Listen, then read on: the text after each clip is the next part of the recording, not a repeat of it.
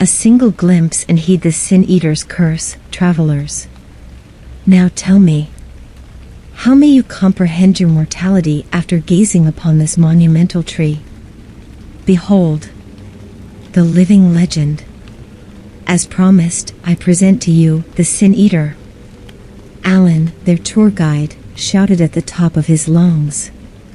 Grace cringed as the balding 30-year-old burst through the bushes and shimmered jazz hands toward the massive tree.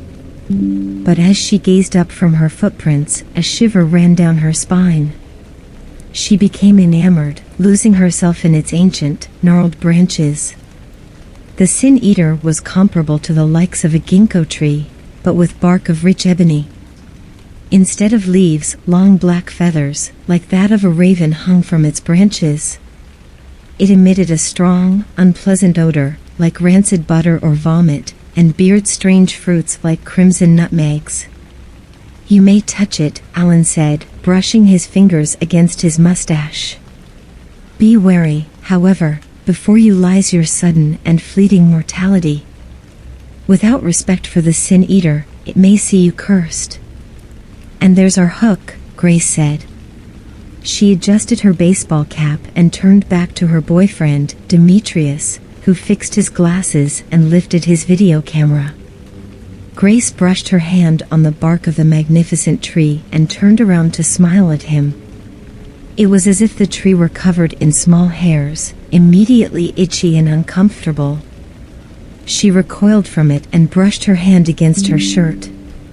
You never said anything about a curse, Demetrius said, wincing. A warning that's usually saved for whispers of curiosity and an eerie atmosphere. Besides, how do you two close out your web show again? Embrace the wild, dance with destiny? Don't panic, friend. Grace gave Alan a jerky shrug, her fingers fidgeting into a fist. He is right though, that's what started this web show. All of nature will one day disappear. She lifted her own camera and took a picture of the tree. Is it true that its sap is red and thick like blood? Alan grinned, and his pocket knife gave a small metallic click as he opened it. Every legend you've heard of this monstrosity must be true, Miss Grace. Alan approached the Sin-Eater, but before he put the knife to the bark, he glanced up at a susurrus of a nearby bush.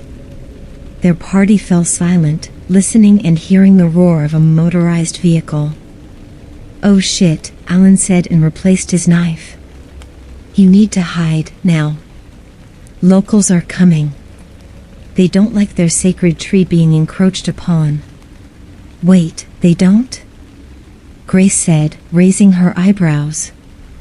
I thought you said you've done a bunch of these tours.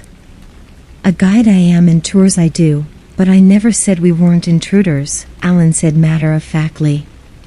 But who is to say all life isn't intruding, juxtaposed against the enduring symbol of the Sin-Eater's timeless existence? Come on, Grace said and grabbed Demetrius by the arm. She dragged him to a nearby bush and punched his muscular arm. Keep the camera on this loser. There's totally a path of our footsteps leading back here. If they come over, should we say he tricked us? That depends, ahem, she changed her voice for deeper narration. Realizing that our supposed guide withheld secrets of the cursed tree itself, planting the seed of doubt in our minds of the forest's safety. Demetrius said, raising his camera. Needs some work. The rumble of their approaching ATVs filled the air.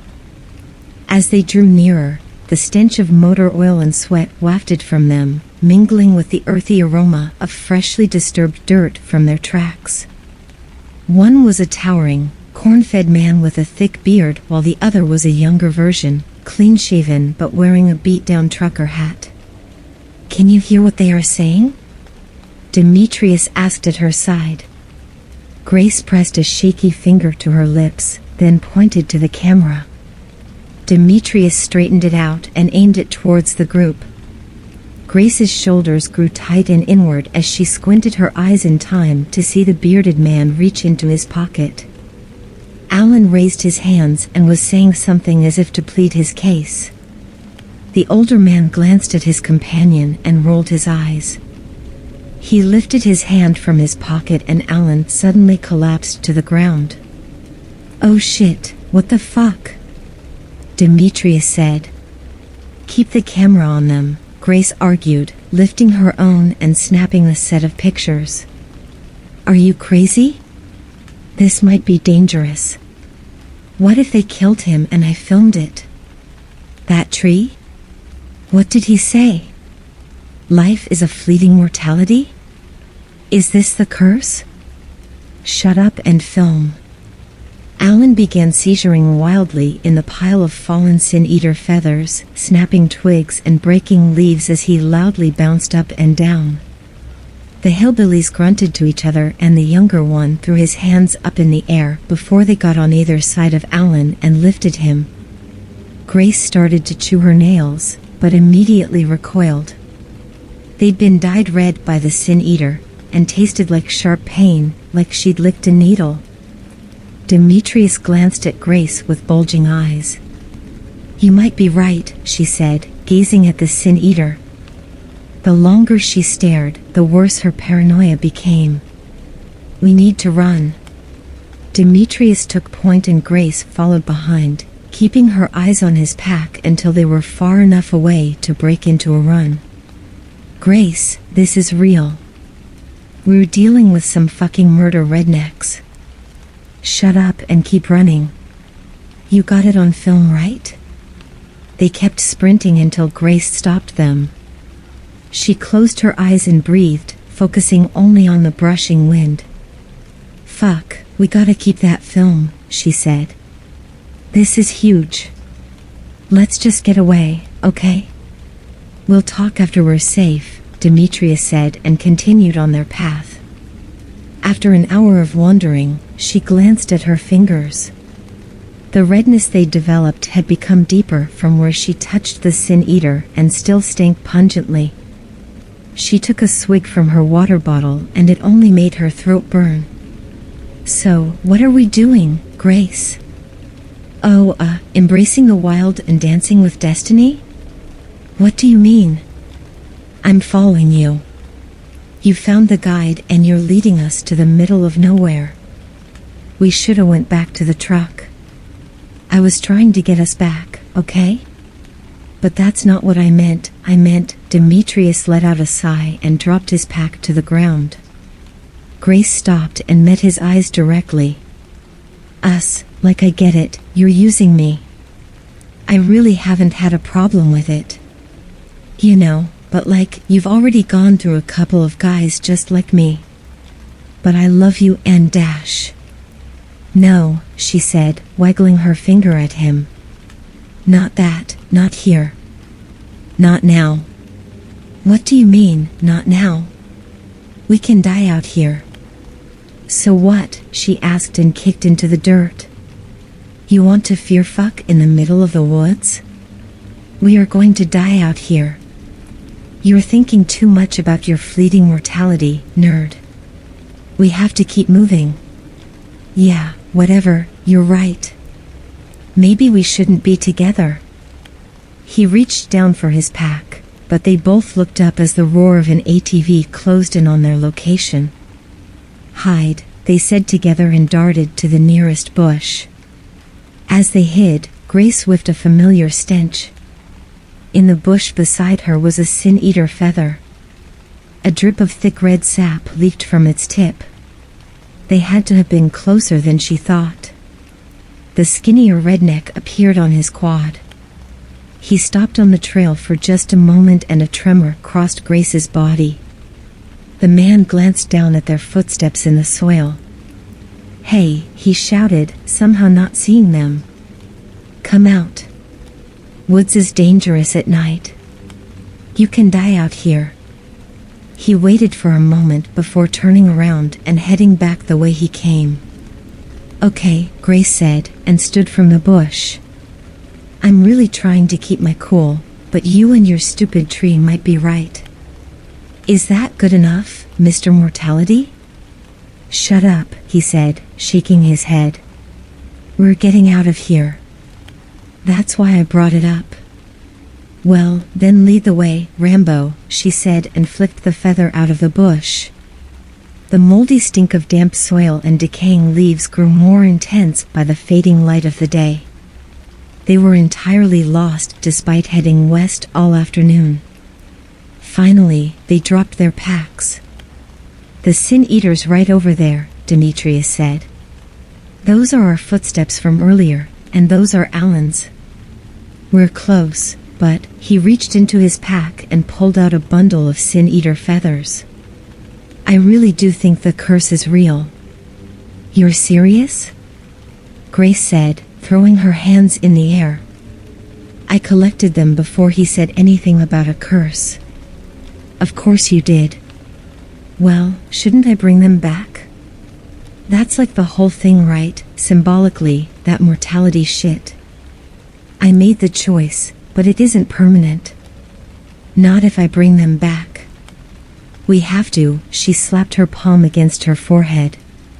At this point, even if we leave, we're going to think we're cursed forever. I already feel like this stupid tree is stuck on my fingers forever. Demetrius nodded his head, and they hugged each other tightly. I was serious about what I said before. I love you. No matter what happens, I'm not letting anything happen to you. Grace's heart dropped into her stomach as she glimpsed movement in the bushes behind him. A small mountain lion emerged, its eyes glinting hungrily as it stalked towards them. There's a fucking big cat, Demetrius, right there, or right behind you. Grace watched Demetrius slowly back away, her chest tightening as if under a tremendous weight. These woods, he said. I promise we're getting out. We're not staying here forever. We're breaking this damn curse. Embrace the wild. A will possessed Grace to lift her camera. Demetrius raised his arms high above his head, turned around and sprinted full bore at the cat. Dance with destiny. His scream echoed through the woods and Grace captured Demetrius chasing the cat out of sight. Fuck your curse, Sin Eater, he roared, and she snapped one more picture of his triumphant scream. Dude, that was awesome, Grace said, lowering her shaking hands. Come on, Demetrius said and picked up his pack. Let's break this curse. By the time they made it back to the Sin Eater, the sun had completely set. If it wasn't for the full moon, they'd be entirely lost. Still, as Grace gazed back at her footsteps and back to where the truck would be, she couldn't help but feel like the shadows were following her. A smoke signal led Grace and Demetrius right to the Sin Eater. The locals had set up a camp with their families, crowded with men, women, and children. They're everywhere, Grace whispered. There's no chance in hell we're getting near that stupid tree. This isn't it. This isn't the end, not here. I got the leaves out from right over there. I just dropped them off and we turn that way, Demetrius nodded to the west. We're parked over there, I remember. Grace turned in that direction and her empty stomach knotted up as she saw nothing but woods and darkness. Here's the plan, Demetrius said, and glanced to where the quads were parked. I'm gonna drop the feathers off. Then I'm gonna make a beeline for that big quad there. Then we shoot straight for the truck. We can just go. If we get out of here alive, it's better than dying. Mortality isn't a curse, Demetrius. Let's just go. If I came this far and gave up, I'd never forgive myself. He dropped his pack, and their equipment cluttered against the ground. She snapped a quick picture of him giving her a thumbs up, then he handed her the video camera and nodded. She clicked it on and nodded back. Embrace the wild, she said. Dance with destiny, he replied. Demetrius hurriedly made it to the bushes and dropped the feathers off. Grace watched him wrap around the far side of the Sin Eater. She went to chew her fingernails and regretted it when she discerned the sharp rot of the Sin Eater still on her skin. "Hey!" one local shouted, and Demetrius broke into a sprint towards the quad. The big man stopped him halfway. He struggled with Demetrius, but then backed away. A cold sweat broke on Grace's brow. "Fucker stabbed me," the redneck grunted. The skinny redneck said and raised a rifle. "Back up. You make any more moves, you damn nutcase, and I'm blowing your foot off." "Damn, and in front of the kids, too." "Beth, take Lily," the older one said to a woman by the fire. "She doesn't need to see this." Grace's eyes felt like they'd burst from her sockets.